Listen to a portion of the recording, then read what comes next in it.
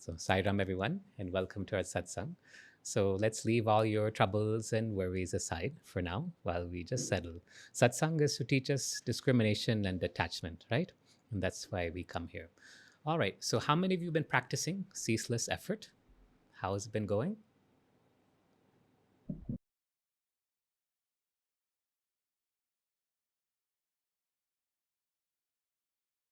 I have been practicing for a while. In the last about from the time we had met.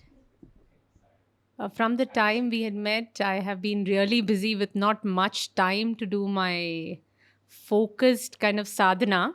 But whenever I am remembering, I'm practicing I'm practicing the ceaseless effort. So very incidentally, I overslept in the train and I had to get off the next station. Same thing happened to me. Yes. I remembered your story very clearly, and my response to everybody was so comfortable. I was like, nobody's going to blame me for this. This happens. And and your words were like playing in my mind, including the tone, and everything was like imprinted, and I was so comfortable. Good. Jai Sai Ram. Ceaseless effort. You got to your destination finally. Yes, I Okay. went, then I took a cab and came back. So, with ceaseless effort, you are going to fall asleep sometimes, right? You are going to fall asleep. Can I give you a tip? See, what's happening to many of you is you're getting so involved in your day to day work, taking care of your family, your responsibilities, your duties, maybe your responsibilities to the Sai organization or center, whatever it may be, right? You're getting so busy. And then in that busyness, you forget to practice ceaseless effort. And the reason, Swami talks about ceaseless effort in Prashanti Vahini. He says that ceaseless effort, this unending effort, is what's required to realize the self. Without it, you won't succeed. Now, the mistake you're making is you're trying to put your work here, you're compartmentalizing work and family and this and that, and then your sadhana. Don't do that, okay? Instead, make your ceaseless effort intertwined with all of this. So the other day, I was on a call with some investors from one from Canada and one from Europe. And they're all talking.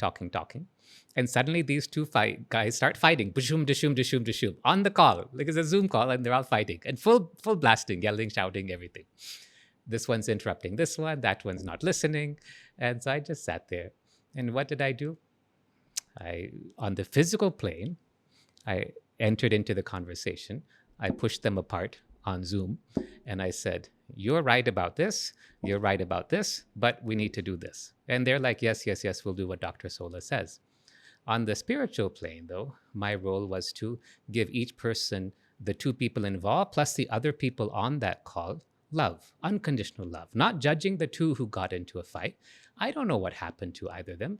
Maybe they had a bad day. Maybe someone in their family died. Who knows what happened to them? It's not our place to judge. My role was to share Swami's love. And it happened automatically. It happened naturally. I didn't have to say, "Oh, ceaseless effort, let me do this." It doesn't work like that. It should be part of your life. Don't think that sadhana is something that you do sitting down and closing your eyes for 30 or 45 minutes a day. That is not correct. Ceaseless effort, mingle it through your entire life. Okay. Okay. Other comments on what's your experience been? These comments you give are very helpful because they help others to understand. Because if you're having this experience, I'm sure others are having the same experience or struggle also. Yeah. Yeah, over the last few days, I could not sit and meditate, but I was remembering, I was practicing this love during the day, and I was very happy with myself. I caught myself practicing this love at many instances, which I was not expecting.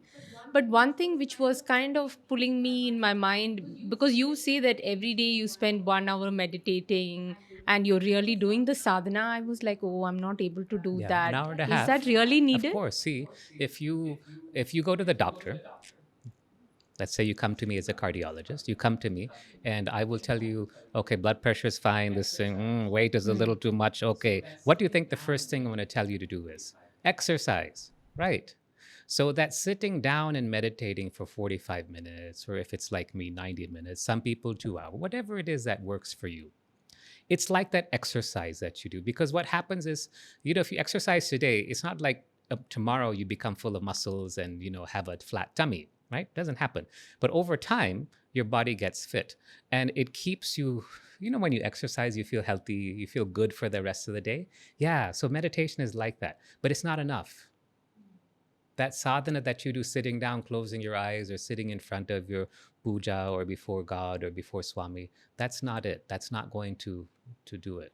You have to have that ceaseless effort all day long. When you sleep, see, sleep is like a little death, they say, right? Sleep is like a little death. So what does Swami tell us? Like when you die, why is the last thought that you have when you pass away so important?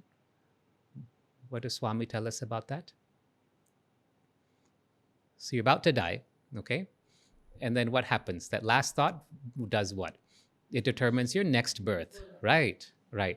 The last thought that you have in this birth determines your next birth. Okay, so that's a common thing. Now, the last thought that you have when you go, because sleep is like a mini death, the last thought that you have in as you fall asleep is the screensaver of your mind or your awareness as you are sleeping. Okay?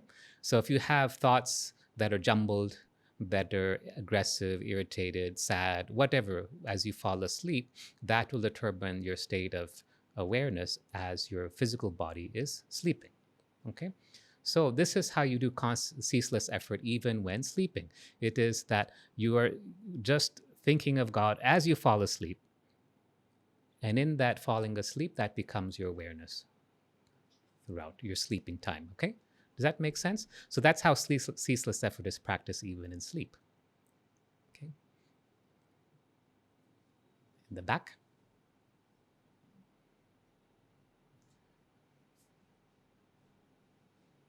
Sairam, so lately I have realized that my sadhana is not much what I do, but how I am every time, every moment. So nowadays I try also to be the witness. Still, I catch myself that I'm getting involved. So that the state of being is very important right now. I can see that I meditate, but I'm not able to meditate very deeply. So I do it in a short period because I want to be fully concentrate. Yes, and I'm I'm trying the way to increase my awareness because sometimes it's coming up and down, up and down. This happens to everybody, right? Your awareness goes like this, like this. So, a couple of things on this. Remember, we discussed some time back, most of us make the mistake of focusing on what is seen. Swami talks about this also. He says, don't focus so much on what is seen, rather focus on the seer, the one who sees, right? So, what is that one who sees? Is it your body? No. Is it your two eyes? No. What is it? Is it that awareness? Yeah, that's what it is. So, instead of focusing on the seen, the external world around you, focus on what is, or that seer. Who is this one who's seeing this, right? If you focus on what is seen, you only see bad news all the time. Really, I mean, if the news you turn on today, it's horrible, right? Um, so don't focus on that. Do what you can in the physical world to make things better for everyone, just like I did with this example of the Zoom call. Right? Do what you can, but focus on the seer, this one inside. Who's seeing this? Who's the one who's witnessing it? Who is this I? Am I this body? No. Am I the thoughts? Thank goodness, no. Am I the mind? Definitely not. This monkey mind is not me. Am I my experiences? No. Am I the past? No. Am I the future? No. Right? Then what is it? Who is this one that's seeing? Focus like this. Now, another thing that I heard you talk about this, and I want to emphasize this again. Remember, as long as you think that self realization is something to be achieved or something to be attained, you will make the mistake of thinking that you need some guru, some path, or some technique, some kriya technique to help you to attain that self realization. That is foolishness, right? Self realization is not a goal, it's not a destination. You are already God. All you have to do is to be still. And the reason why we have all these sadhanas like meditation, chanting, service, sharing love, the reason we do all these things is it brings down those vasanas, those tendencies, those agitations of the mind, vrittis they're called, so that you can finally be still. And when you're still inside, then automatically you'll see yourself as the self with a capital S. It's simple. It's not difficult at all. So when you're saying you're sitting in meditation and your mind is going doing, doing, doing like this, then focus on quietening things down. Yeah, be quiet. Be quiet. Okay. Does that help? Yes. Okay.